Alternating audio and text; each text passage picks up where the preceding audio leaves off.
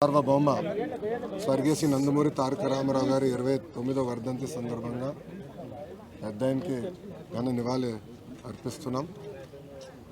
ఎన్టీఆర్ అనేది కేవలం 3 అక్షరాలు కాదు, ఒక ప్రభంజనం.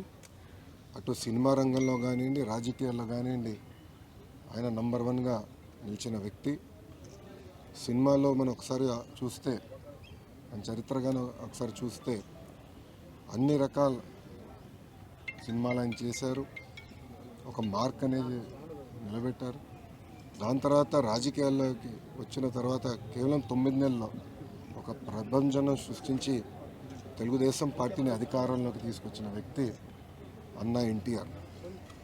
ముఖ్యమంత్రి అయిన తర్వాత కూడా రిలాక్స్ అవ్వకుండా ₹2 కిలో బియ్యం కానివ్వండి, పటేల్ పట్వారీ వ్యవస్థ రద్దు చేస్తాం కానివ్వండి, మహిళలకి హాస్టల్లో సమాన హక్కు కల్పిస్తాం కానివ్వండి, ఇట్లా అనేక సంస్కరణలు తీసుకొచ్చారు అన్నా ఎన్టీఆర్.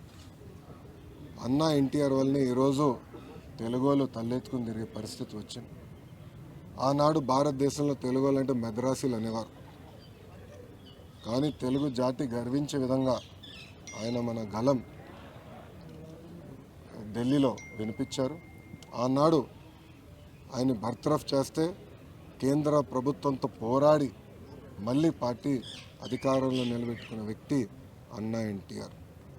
ఒక వ్యక్తితో ప్రారంభమైన తెలుగుదేశం పార్టీ ఈరోజు 1 కోటి మందితో సభ్యత్వాలు తీసుకుని నిజంగానే చాలా గర్వకారణం. ఏ ఆశయాలతో అయితే అన్నా ఎన్టీఆర్ తెలుగుదేశం పార్టీని స్థాపించారో మేమందరం కలిసికట్టుగా తెలుగు వాళ్ళు ఎక్కడున్నా వాళ్ళకి అండగా నిలబడడానికి, తెలుగు జాతి ఎక్కడున్నా వాళ్ళ అగ్రస్థానంలో ఉండాలనే లక్ష్యంతో మేమందరం అహర్నిశలు పనిచేస్తామని మీకు తెలుపుకుంటూ